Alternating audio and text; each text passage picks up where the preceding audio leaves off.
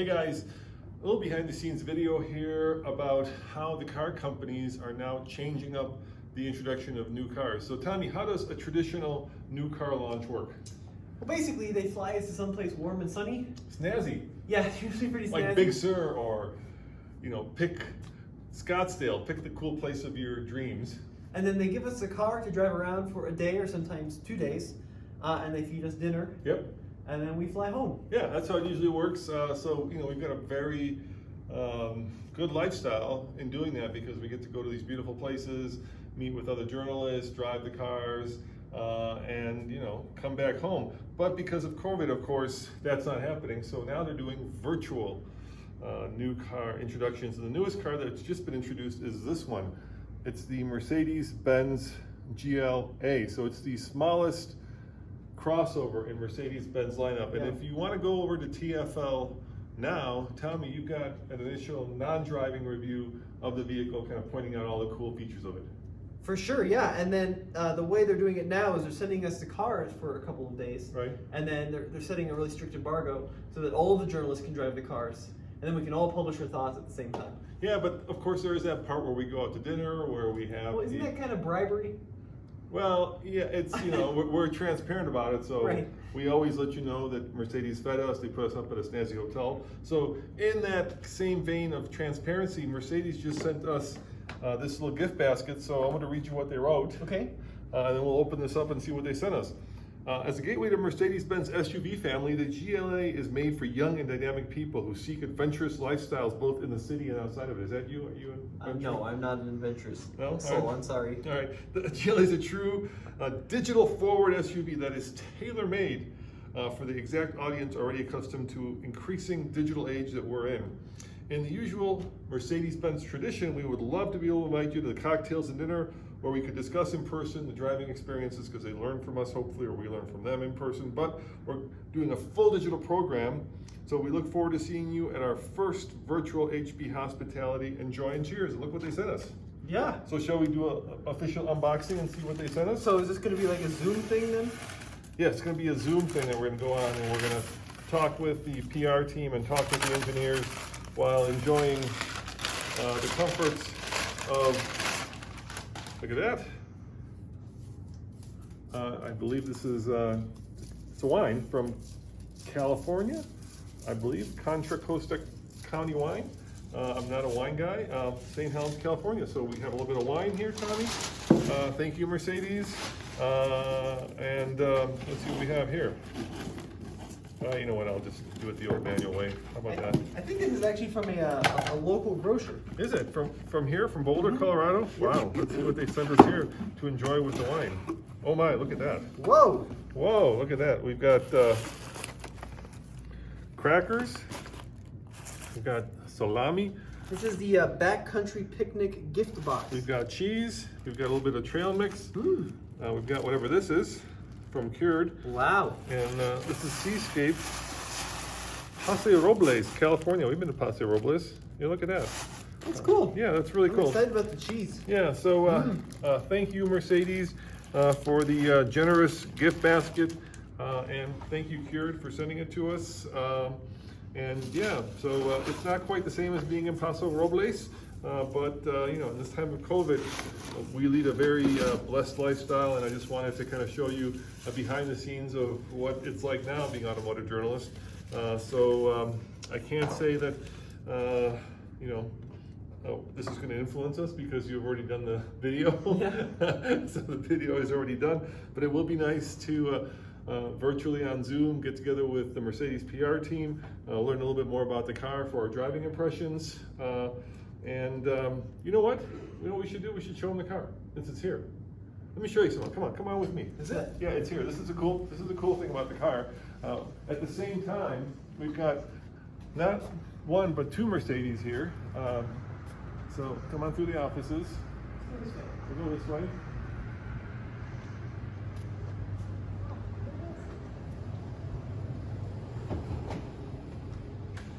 And the cool thing is, not only do we have the least expensive Mercedes, the GLA, but at the same time, at the offices, we have the most expensive Mercedes, at least in terms of their crossovers, right? So that's the entry level, and this is the one that is certainly for people with a need for speed, because this is the AMG version of the GLS. Yeah, it's the 63 bi-turbo 4MATIC. How much is this guy, Tom? Do you remember? I think this is $150,000. I think it's like 150, 155. And this one actually isn't, even though it's the entry level, it starts at 38. This is the one that's brand new, but as configured, it's what, 50? 55,840. So there's what, $18,000 worth of it's a lot. upgrades. And what's the horsepower under the hood of this AMG? This one is like 600. This Wow. is the GLS 63. Yep. I think there's a GLS 63S as well. Okay. This is more the standard 600 horsepower GLS. Yeah. And then this has got the little 2-liter turbo. So it's got like 248 pound-feet of torque though, so it's a lot. So basically, we could do like affordable versus expensive video, right? Because you're looking at $100,000 difference between these two, right? So 50,000, 150,000, give or take. Give or take. Is that something you'd like to see, or would you rather have us take this up Tombstone and see if it actually has any off-road capability? Because it should. You know, this going off-road with these tires, probably not so much. These are Z-rated Michelins. You know, at the end of the day, the tire is always what's the most important. And so taking that off-road, even though it does have like an off-road mode, would be a little scary just because. I think these are just the same things though. Those aren't Z-rated. Yeah, but they're Summers. I bet you those are mud and snows. I don't think so. Take a Lenza? look. Yeah, take a look. I bet you they're mud and snows.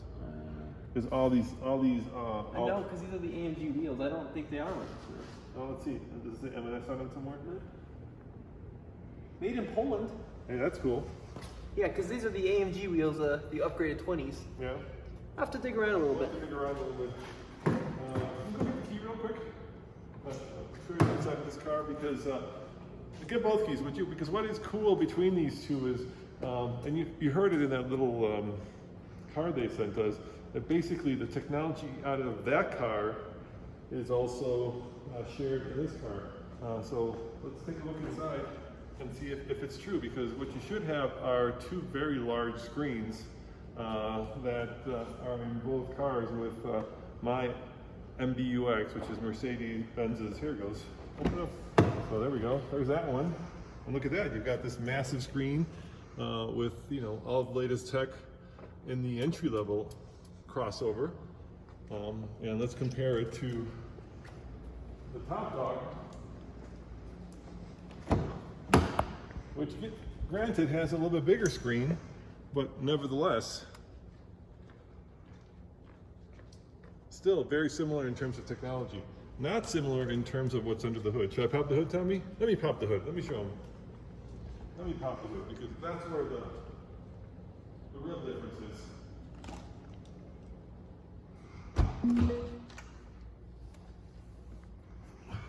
Oh no, I was wrong. So I drove this car in outside of Los Angeles, and I mixed it up. We had the GLE 63S and then the GLS 63, and I've got all the specs actually right here. Believe it or not. Yeah, because this is a V8 twin turbo, if I'm not mistaken, right? Yep, and then the horsepower I think is like 603. It is 603. Yep. 627 pound-feet of torque, 0 to 60 in 4.1, which is enormously quick for such a large, heavy SUV. Yeah, I think this is Mercedes' most, outside of the G-Wagon, right, which is its own thing. But it's its most powerful, most expensive SUV in its lineup. And of course, this is the entry level, so let's look under the hood here. All right, let's see what we got here. Here we're looking at, oh my, that's where the $100,000 went, Tommy. This is the 2-liter turbo, 221, 258 pound-feet of torque. Yep. 8-speed dual clutch. Okay. Automatic. With all-wheel drive. You can get this in front-wheel drive or all-wheel drive. I think the front-wheel drive starts at 36,230. The all-wheel drive starts at 38,230. Yeah, it's a good little engine though. Yeah, you know your favorite. Well, I just did the first video yesterday. What do you think of this inside? It's kind of funky, isn't it? You know, I gotta tell you, one of my favorite features of all the new Mercedes, let me show you this, and it's funny because it's in the entry level, but it's not in the top dog, are these round vents. I think these are just super designed in a really stylish and, I was gonna say sexy, but can the vent be sexy? I guess it can be, because look at even clicks, it's got a little click. It just is very pleasing to the finger when you touch it. It's just a really nice interior. I think Mercedes has done a really good job in updating their interiors. Everything here, you know, not only feels expensive, but actually smells expensive. And let's compare that to the interior of the big dog. This is a big dog. Okay, let's take this around. Come on in here. And of course, here you'll have the flat bottom steering wheel. You got the, you know, the little center marker for the AMG, and you have more traditional vents. And I gotta tell you, I kind of like the round vents better. But for the most part, every bit of technology that you get in this vehicle, for the most part, you'll get in the entry-level vehicle. And Tommy, they're like cool things, right, that you can do here, like set this thing for off-road mode. Can you turn the volume down? So show them like the off-road mode, which is pretty cool. You may have to start the engine. There are all these different themes. Yeah. I think you have to start it. Okay, there we go. Yeah, so there are different themes that configure the car based on what you're driving over. So, for example, like there's an experience theme, and that will give you your tachometers. Yep, that changes and it your right there. G-forces, Yeah. and that's all configurable. Yeah, so it's a really just a tour de force. Heated and cool cup holders. You've got your different drive selectors here. It's got the exhaust buttons on the steering wheel. And that's the kind of stuff you don't get in the GLA 250, right? You can't change the exhaust note. You don't have the different drive modes for the most part. Yeah, these are two super different cars. But they're very similar in a lot of ways, you know? Similar? Yeah, they're very similar. It's got 600 horsepower. How is that similar to I'm talking 221? about the interior design. Of course, you've got the Baumeister radio here, right? Which is... That has Burmeister too. It has Burmeister? Yeah. They both have Burmeister? Yeah, but they're very different. I call it Burmeisters. Baumeister, which would be a building meister, versus a Burmeister, which would be a name of somebody. I'm sorry, Dad. These two are not comparable. All right, well, you know, me and Tommy, of course, have different opinions. Look at how beautiful that is. Oh my God. Look at the design in that speaker grill. All right, so the question, Tommy, I guess I have for you is, if you were to choose This one. Really? It's 603 horsepower. Really? It's got 23-inch wheels. All right, guys. Well, thank you, Mercedes, for the virtual launch, and thank you guys for watching. And if you want to check out Tommy's review of the GLA 250, it's up and live right now without driving impressions because they're embargoed over at TFL now. And this one we're going to have to do something with. We have to figure out what we're going to do with it still. Yeah, stay tuned. Stay tuned. See you guys next time. Ciao.